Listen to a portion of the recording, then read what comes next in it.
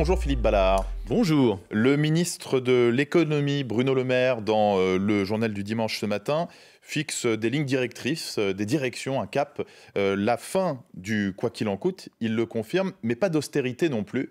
Est-ce que c'est le bon sillage qui se dessine d'après vous? Alors c'est déjà une interview qui survient au lendemain de la notation qui est restée AA de Standard & Poor's, qui a changé de nom en cours de route, mais avec une perspective négative. Il faut bien l'avoir présent à l'esprit parce que je pense que les analystes ont quand même regardé le tableau de bord de l'économie française qui est pas reluisant. Déficit budgétaire, 165 milliards d'euros de déficit. Non mais on va perspective négative car il y a le doute que les 3% de déficit à la fin du quinquennat soit respecté. Alors, je reprends la démonstration, 165 milliards d'euros de déficit. On va emprunter 270 milliards d'euros sur les marchés financiers. La France, championne d'Europe. La dette laissée lors du premier quinquennat par Emmanuel Macron, c'est 600 milliards d'euros. Un tiers seulement dû à la Covid. Et on pourrait même rajouter les 165 milliards d'euros de déficit du commerce extérieur. Voilà. Je pense que les analystes des agences de notation regardent tout ça. Et c'est pour ça qu'on est dans une perspective négative. Donc c'est trop et donc on a raison de vouloir tailler dans les dépenses comme l'annonce Bruno Le Maire? Mais non, mais il ne faut pas le faire. Nous, Marine Le Pen avait un programme extrêmement clair. C'était 68 milliards d'euros d'économies par an. On faisait des économies sur la politique migratoire, à peu près 20 milliards d'euros. On luttait contre la fraude fiscale et sociale. Là, Gabriel Attal, le ministre des Comptes publics, touché par la grâce, nous a présenté deux plans, mais qui sont largement en deçà de ce qu'il faudrait faire. La carte vitale biométrique, par exemple, pour prendre cet exemple, on a compris, c'était oublié. Et même sur le couplage carte vitale, carte nationale d'identité, là, il y a de la friture entre M. Darmanin, le ministre de l'Intérieur, et M.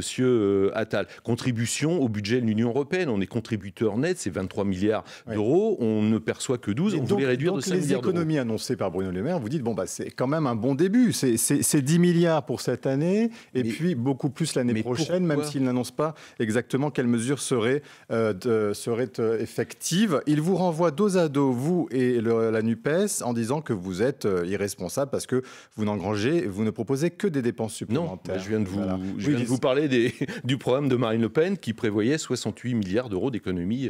Sur un quinquennat, ça serait ça, 168 milliards. Reprenez le programme de Marine Le Pen. Encore une fois, sur la politique migratoire, sur notre contribution au budget de l'Union européenne, sur la fraude sans sacrifice fiscale, pour les Français.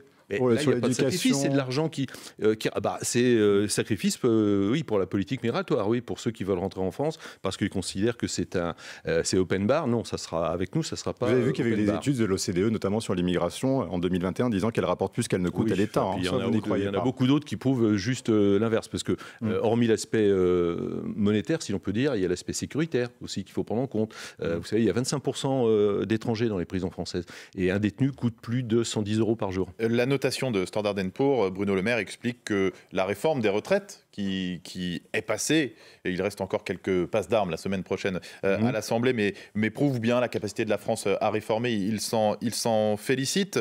Il y a ce projet, a priori, d'article 40, employé par la présidente de l'Assemblée nationale, Yaël Braun-Pivet, en début de semaine prochaine, ce qui fait qu'il n'y aurait pas de vote sur ce projet d'amendement pour abroger la réforme. Est-ce que c'est une bonne chose, d'après vous, que les députés ne puissent pas s'exprimer? Vous doutez bien que je vais vous dire que c'est une mauvaise chose, quand même. Alors, pour revenir un petit peu en arrière, ça, c'est grâce... Alors, ça s'est passé en commission des affaires sociales. On ne va pas ennuyer les auditeurs et téléspectateurs avec ça, mais c'est pour qu'ils comprennent bien. Il y a LR, les Républicains, qui sont venus en soutien des macronistes. Ça s'est passé comme ça. Comme quoi, LR est bien la béquille des macronistes, malgré les belles déclarations. Moi, je relisais les déclarations d'Éric Ciotti au mois de novembre, lors de la campagne interne pour la présidence des LR. Nous ne serons jamais, nous sommes dans l'opposition, nous ne serons jamais une force d'appoint pour les macronistes. Bon, démonstration en effet que c'est complètement faux. Et puis maintenant, vous le soulignez, les Français n'ont pas pu se prononcer par référendum sur cette réforme des retraites, qui, sondage Elabe cette semaine, est encore largement rejeté par 70% des Français, et les parlementaires, visiblement, parce que Mme Braun-Pivet va revenir effectivement le 8 juin dans l'hémicycle en nous disant article 40, ça crée une nouvelle dépense pour l'État, donc stop, on arrête là. Donc mais vous avez pas l'impression que la séquence est derrière nous. Vous dites les Français ne veulent pas de cette réforme des retraites, mais dans les sondages, Emmanuel Macron reprend des couleurs. Oui, quand on est au fond de la piscine, on peut remonter un petit peu, oui, d'accord. Donc vous n'y voyez pas. Et Marine Le Pen est la première opposante, si vous voulez. Et donc vous dites que si, en fait, vous continuez de dire, Ballard, qu'on soit clair, que si vous arrivez au pouvoir, vous revenez sur les 64 ans, vous redescendez à 62 ans. Mais alors que par exemple, Standard & Poor's dit que cette réforme est une réforme nécessaire pour l'équilibre des finances publiques. Non, mais je renvoie au programme présidentiel. Nous, c'est très simple, je vais vous le résumer en 30 secondes. Pour ceux qui ont travaillé entre 17 et 20 ans, retraite à 62 ans, on revient à l'âge légal à 62 ans et jamais plus de 42 annuités de cotisation. Parce que cette réforme, encore une fois, elle est injuste et inefficace d'un point de vue comptable. On pourra peut-être y revenir, puisqu'on parlait gros sous il y a quelques instants. L'un des artisans à la manœuvre pour mener cette réforme des retraites, c'est le ministre du Travail Olivier Dussopt, qui sera jugé en novembre prochain pour des soupçons de favoritisme. Cette affaire de marché public dans les années 2000, quand il était député et maire d'Annonay en Ardèche, il garde la confiance d'Elisabeth Borne, c'est ce qu'a fait savoir Matignon. Quelle est votre position là-dessus? Présomption d'innocence à tout prix d'abord? Absolument. Nous, on respecte les institutions. Présomption d'innocence. Il y a un procès, on verra ce qui sort de ce procès. Mais je rajouterais quand même un petit peu comme. Alors, je rajouterai un petit commentaire. Dans ce gouvernement, il y a quand même entre le garde des Sceaux, par exemple, qui est mis en examen. Voilà, vous avez un ministre qui va avoir droit à un procès. Bon, voilà, les Français jugeront, mais présomption d'innocence, absolument, oui.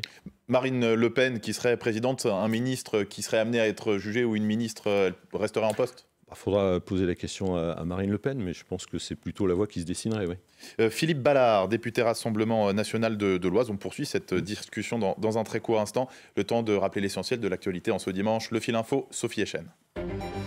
3 personnes ont été mises en examen hier soir après la fusillade qui a fait un mort et un blessé vendredi à Nantua dans l'Ain.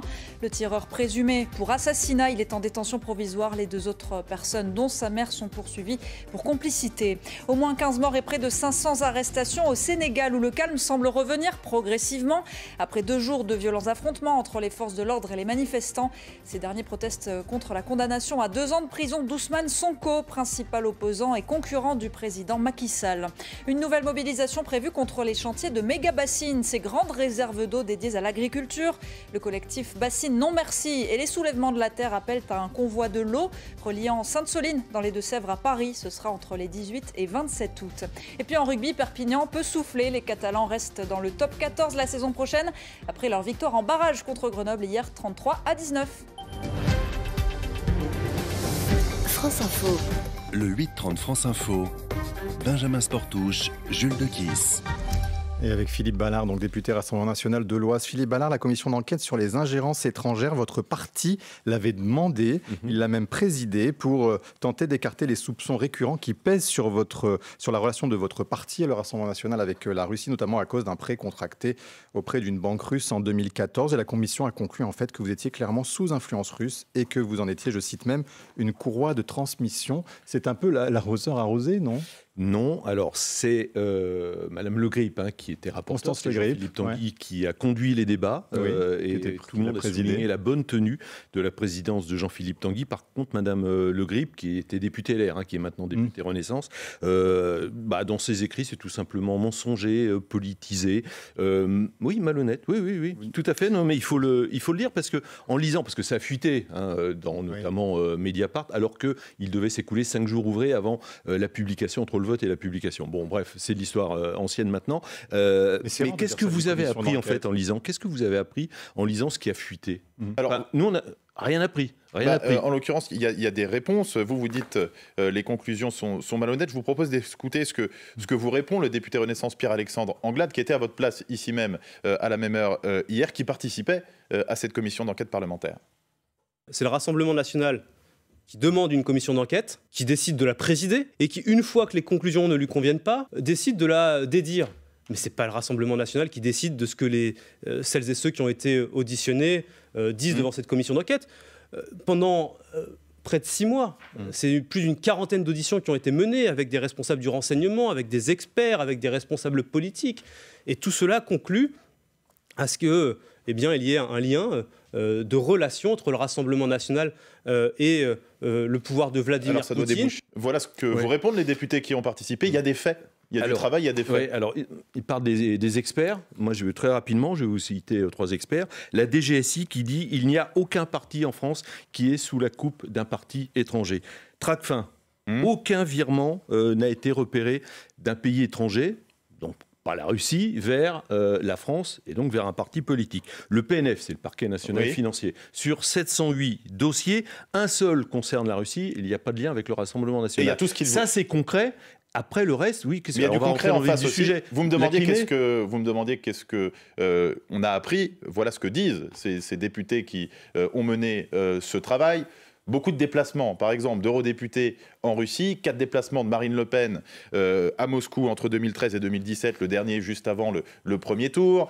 Là, il y a eu les conditions de l'octroi de ce prêt avec les conséquences qui ont pu en découler d'après les personnes membres de cette commission. Donc ils disent, il y a beaucoup d'éléments quand même, il y a des faits qui prouvent cette proximité, sans parler des déclarations de Marine Le Pen sur la Crimée, qui a légitimité. Il y a une phrase qui dit « Ce prêt a été octroyé parce que Marine Le Pen, le Rassemblement national, s'est aligné sur les positions de Moscou ». Non.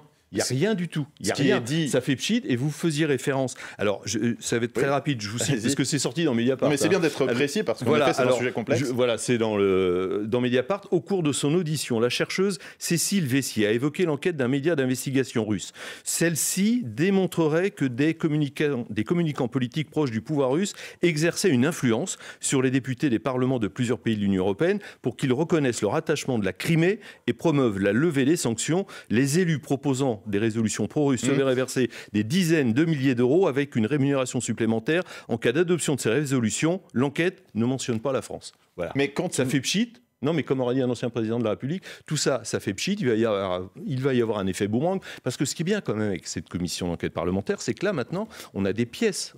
On parlait des experts, on a mené des auditions. Je pense que Jean-Philippe Tanguy va, la semaine prochaine, reparler de cette commission d'enquête parlementaire. Et on a des documents en justice, d'ailleurs. Oui, mais il y aura des suites, parce que c'est quelque chose de mensonger et malhonnête. Voilà, tout simplement. Mais les propos de Marine Le Pen sur la Crimée, c'est aussi ce qui a fait beaucoup réagir, le fait qu'elle ait légitimé le référendum de la Crimée, des personnes en Crimée qui auraient voté librement, ça lui était beaucoup reproché, justement. Il n'y a rien de nouveau. Marine Le Pen, elle l'a redit devant la commission d'enquête parlementaire, oui, on considère, au vu de l'histoire, la Crimée a été russe pendant 200 ans, ukrainienne pendant 60 ans. Bon, on va pas refaire l'histoire. Et maintenant que la guerre a commencé. C'est Khrouchtchev qui... Non mais attendez, il faut quand même différencier. On va pas refaire l'histoire de la Crimée, du Donbass, etc. Mais voilà, on a toujours eu cette position. C'est pas pour ça qu'on a eu... Alors, entre parenthèses, maintenant, il faut aller jusqu'au bout des choses pour que les auditeurs et téléspectateurs comprennent. On a compris qu'on ne vous mettra pas d'accord sur les conclusions de cette commission d'enquête parlementaire. C'est le moins qu'on puisse dire. Quand c'est mensonger, on n'est pas d'accord. Il n'y a aucune banque française qui n'a voulu prêter de l'argent au Front National, au Rassemblement National. Emmanuel Macron, vous vous en souvenez, en 2017, disait on va faire une grande banque de la démocratie. Donc vous la réclamez. C'était d'ailleurs une des conditions pour François Bayrou, de se rallier. Elle est où cette grande banque de la démocratie? Et les commissions de compte de campagne affirment que le taux pratiqué, 6%, c'est pas un prix d'amis. Philippe Ballard, le président ukrainien Zelensky estime désormais que son armée est prête pour une contre-offensive. Est-ce que vous espérez une victoire des Ukrainiens? Mais nous, on a toujours été clair, il y a un pays qui est agressé, c'est l'Ukraine. Il y a un pays agresseur, c'est la Russie. Voilà, ce qui serait bien, c'est quand même que Emmanuel Macron, pendant 6 mois, a présidé l'Union européenne. Il aurait pu organiser une grande conférence de paix à Paris ou dans une autre ville française, pour commencer à faire en sorte qu'on sorte de ce conflit. Parce que il y a la guerre. C'est possible une conférence de paix aujourd'hui, ça permettrait d'aboutir à la plaie. Qui tente rien n'a rien. Enfin, je veux dire, au point où on en est. Enfin, attendez, il y a la guerre en Europe avec une puissance. L'année dernière, parlait à Vladimir Poutine. Il y a le nucléaire au bout des doigts. Philippe Ballard, ça lui a été reproché à Emmanuel Macron de continuer à parler au président Poutine. Qu'est-ce qu'on va faire? Alors, on va délocaliser la Russie dans le Pacifique Sud. La Russie, elle est là. Vladimir Poutine n'est pas éternel. Donc il y aura une suite, autant la préparer tout de suite. Une dernière question sur l'Ukraine, simple. Si la contre-offensive ukrainienne va jusqu'en Crimée, par exemple, et que les forces ukrainiennes tentent de reprendre la Crimée. Tous les experts militaires qu'on peut entendre nous disent que là, ça n'ira pas jusque-là. Bon, et ce serait une erreur qui vivra que l'Ukraine essaye de reprendre la Crimée. Je pense que tous les experts militaires qui sont pas Rassemblement National, stratégie, disent sur le fond. Et même les États-Unis, je pense qu'ils diront à Zelensky stop. Et on leur envoie davantage d'avions aux Ukrainiens? Ah non, sûrement pas. Non, mais vous voulez... On est pour tout ce qui peut, des gilets pare-balles, du matériel médical. Non, mais vous rendez compte... C'est ce que réclame le président ukrainien. Oui, c'est pas parce qu'il le réclame qu'on doit lui donner. C'est pas parce qu'il le réclame qu'on doit lui donner. C'est déjà acté, donc c'est une erreur. Non, mais pas des avions français. C'est prévu que des pilotes ukrainiens soient formés sur des avions français. Que des pilotes soient formés sur des avions, mais avoir des avions... Alors, pilotés par des Ukrainiens, mais qui combattent. Donc, on s'arrête à la frontière. Enfin, on va jusqu'où Non, mais franchement, il y a un moment. La France moi, je suis étonné. pas dû faire il y a des députés écologistes. C'était plutôt, moi, à mon époque, Peace and Love. C'était Larzac. Là, ils sont pour aller défourailler dans le Donbass et les Russes. Mais attendez, on est en Europe. Potentiellement, ça peut se transformer en conflit généralisé. Enfin, faut savoir raison garder quand même. Mais donc, vous dites, c'est une erreur que la France forme des pilotes sur ces avions de combat en vue de leur livrer. C'est une erreur si jamais des avions français on les livrera pas. Enfin, la ligne rouge, c'est ça. On n'a pas à livrer d'avions français pour l'armée ukrainienne, très clairement. Si on les forme, c'est en vue qu'ils puissent piloter ces appareils. Dernier sujet, parce qu'il nous reste un tout petit peu de temps. On revient en France avec Didier Raoult. Vous avez certainement vu ça dans la presse. Philippe Ballard, l'Agence nationale de sécurité du médicament annonce qu'elle s'apprête à saisir la justice concernant un essai de Didier Raoult sur le traitement du Covid par l'hydroxychloroquine auprès de 30 000 patients qui n'en étaient pas informés. Une quinzaine de sociétés savantes y voient le plus grand essai thérapeutique sauvage connu à ce jour. Alors Didier Raoult s'en défend. Vous le défendez ou il s'est transformé en docteur Folamour? Est-ce qu'il a dépassé les bornes? On va laisser la procédure aller à son terme. Vous vous souvenez qu'Emmanuel Macron a rencontré professeur Raoult à Marseille.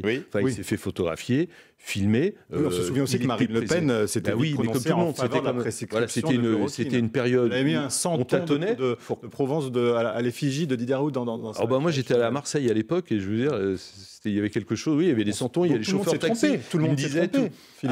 Sur plusieurs points. Enfin, on marchait, on marchait. Enfin, voilà, on tenait. Sauf que le santon dans la crèche de Marine Le Pen, c'est en décembre 2021, donc c'est quand même beaucoup plus tard. Oui, mais encore une fois, professeur Raoult, Emmanuel Macron est allé le voir, il s'est fait photographier avec lui. Il a dit, oui, je vais le voir, je vais discuter, je vais voir ce qu'il a à me dire. Donc là, il va trop loin. L'époque qui voulait. Vous dites que là, c'est avec l'enquête qui vient d'être ouverte et puis la procédure, on va voir les conclusions. Enfin, nous, on n'aime pas condamner les gens avant que la procédure aille à son terme. On va voir ce que ça donne.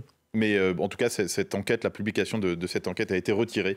C'était une prépublication pas validée par les pairs. Elle a donc déjà été retirée par l'IHU de Marseille. Merci beaucoup. Merci. Philippe et je voudrais souhaiter une bonne fête aux mamans, parce que c'est la fête des mères aujourd'hui. Vous savez, les mamans, c'est quand même un des piliers de la nation. Merci beaucoup. Philippe Ballard, député Rassemblement de l'Oise, invité du 8-30 France Info.